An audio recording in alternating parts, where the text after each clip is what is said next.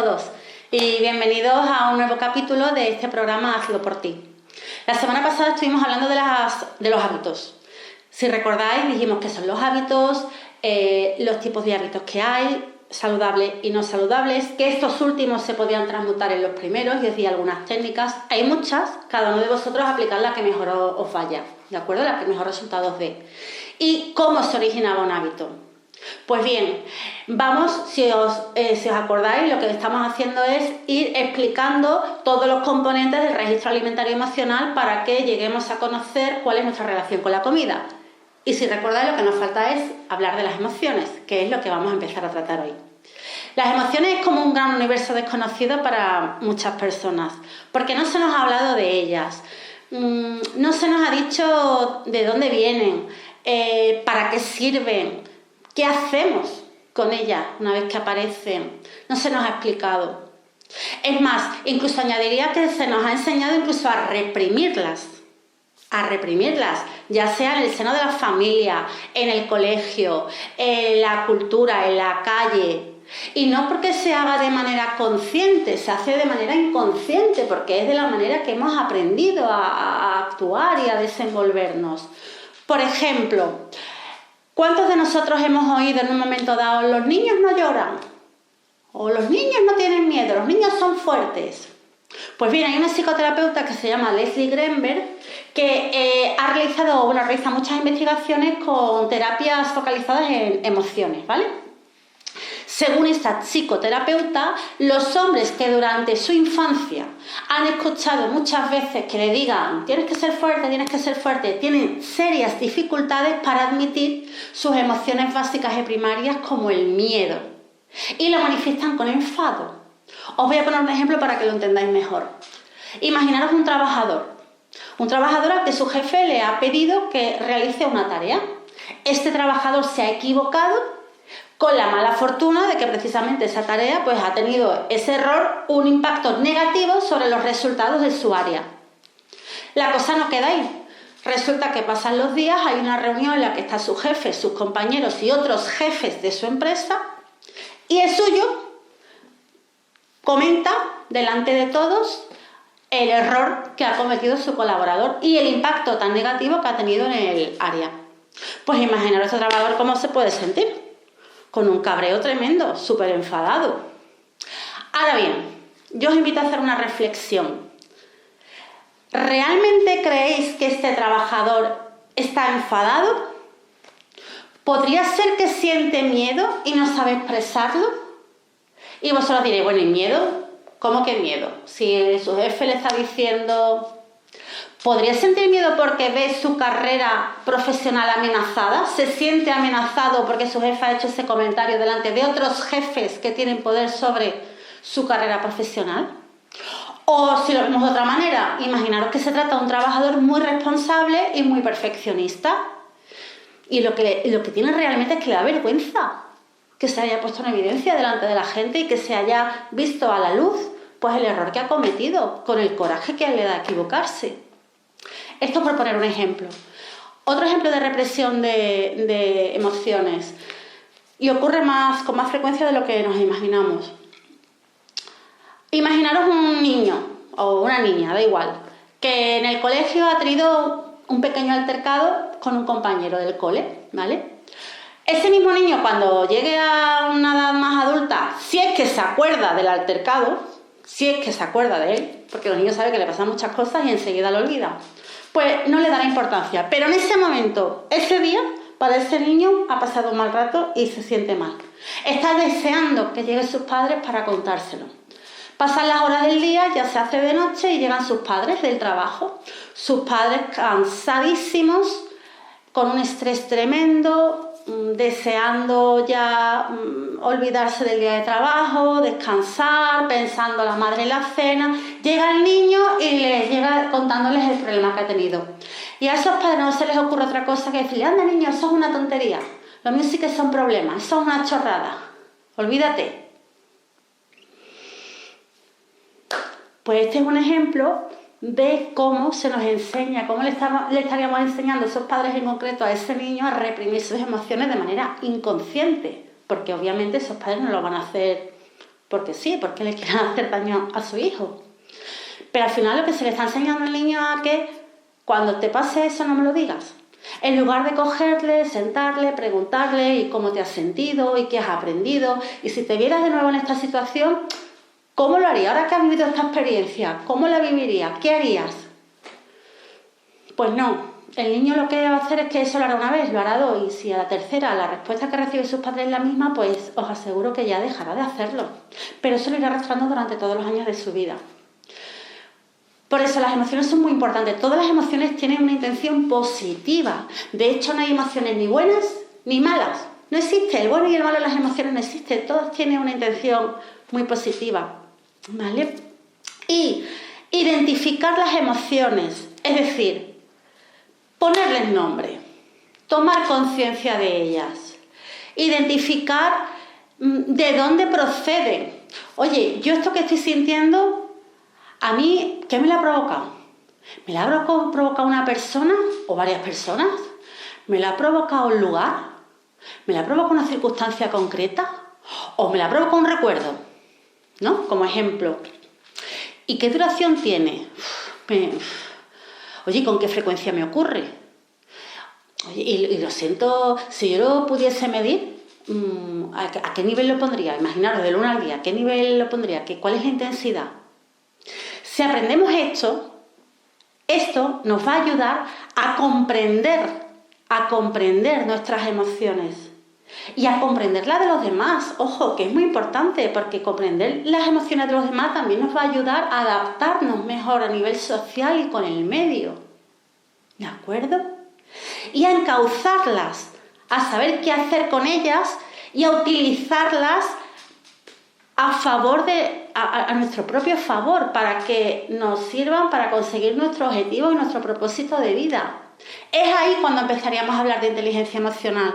Hablamos de inteligencia emocional cuando adquirimos una serie de habilidades y de competencias emocionales que nos permiten identificar las emociones, interpretarlas y gestionarlas de manera eficaz para conseguir nuestros objetivos, para conseguir lo que queremos en nuestra vida.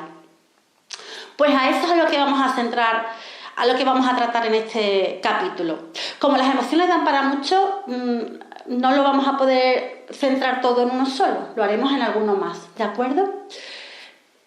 Por hoy vamos a ir definiendo las emociones. ¿Qué es una emoción? Fijaros, si partimos de su etimología, la palabra emoción su origen es de una palabra del latín, ¿de acuerdo? Emotio, emotionis, que a su vez procede de la palabra emovere. Es un prefijo que significa desde, y movere significa movimiento, mover. Fijaros, mover desde. Si partimos de esta base, podríamos decir, ok, pues entonces las emociones, si es mover desde, es una energía que surge como reacción a un acontecimiento, ya sea interno o externo. Fijaros lo que acabo de decir. Lo que hace es que nos saca de nuestro estado habitual y nos alerta de que algo está pasando. Fijaros, decimos una energía. Es algo que nos está diciendo, pasa algo. Fíjate en tu organismo, mira a ver qué ocurre. De ahí que tenga un valor biológico, adaptativo, y que nos llame la atención para que nos centremos en algo y recuperemos ese equilibrio que hemos perdido. De ahí que tenga un valor homeostático. Si diéramos otra definición, porque los autores dan varias definiciones, todas son válidas, es distinto modo de expresarlo. Las emociones es un estado afectivo que experimentamos. ¿Vale?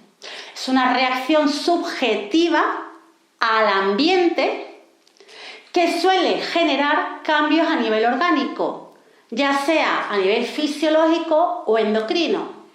Imaginaros, sudoración, el ritmo cardíaco acelerado, tensión en los músculos, por poneros algunos ejemplos, ¿de acuerdo? Y que suelen ser de origen innato, pero que también se modifican y cambian con la experiencia. Esta segunda definición la voy a explicar un poquito mejor. Hablamos de un estado afectivo. ¿Qué es un estado afectivo? Mirad, hemos dicho que la emoción es una energía. La emoción es algo que ocurre a nivel biológico, ¿de acuerdo? Cuando nosotros le ponemos nombre a eso que nos está pasando, hablamos de sentimiento. Cuando decimos, oye, pues a mí esto que yo estoy sintiendo, esto es tristeza. Estamos hablando de sentimiento. Si eso perdura durante algún tiempo, se convierte en un estado de ánimo. Imaginaros, no es lo mismo que yo esté viendo en la televisión una película, que yo sé que todo lo que está ocurriendo es mentira, pero pasa algo triste y me entristezco, pero cuando pasa la película me pongo a hacer otra cosa y ya se me ha olvidado. Eso es un sentimiento que he tenido en un momento puntual y ha sido algo fugaz. A no que yo me entere de que una persona a la que yo quiero mucho ha fallecido o ha caído enferma o cualquier otra noticia que para mí represente algo de muchísima más envergadura. En ese caso no se me va a pasar en un momento, ni en un día, ni en 2, ni en 3, ni en 4, ni en 2 semanas. Pues eso puede llegar yo a tener un estado anímico durante un periodo de tiempo de tristeza, que incluso podría llegar a una depresión, una patología, etc. ¿De acuerdo? Pero no vamos a parar ahí.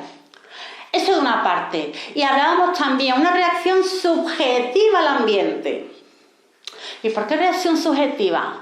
Pues os lo voy a decir y además lo voy a mostrar en una imagen. Porque creemos que vemos la realidad como es. Y siento daros un disgusto, pero no es el caso. No lo vemos así.